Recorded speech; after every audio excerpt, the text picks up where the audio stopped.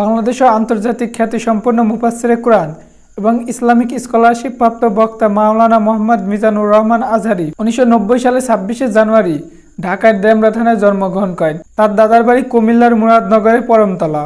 2025 সাল অনুযায়ী মাওলানা মিজানুর রহমান আজহারীর বয়স 35 বছর। মিজানুর রহমান আজহারী দারুদ জান্নাত সিদ্দিকিয়া কামিল মাদ্রাসা থেকে 2004 সালে দাখিল পরীক্ষা এবং 2006 সালে আলিম পরীক্ষায় জিপিএ 5 পেয়ে উত্তীর্ণ হন। 2007 সালে ইসলামিক ফাউন্ডেশন কর্তৃক আয়োজিত মিশরের শিক্ষাবৃত্তি পরীক্ষায় মাওলানা মিজানুর রহমান আজহারী প্রথম স্থান অধিকার করেন।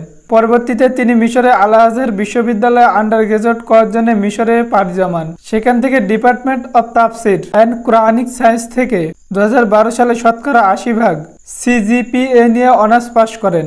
আওয়ামী লীগের শাসনামলে তার উপর দিয়ে অনেক ঝড়ঝাপটা বয়ে গেছে, এমনকি দেশ ত্যাগ করতে তাকে বাধ্য করা হয়েছে। মাওলানা মিজানুর রহমান আজহারী 2014 সালে 29 জানুয়ারি বিবাহ বন্ধনে আবদ্ধ হন।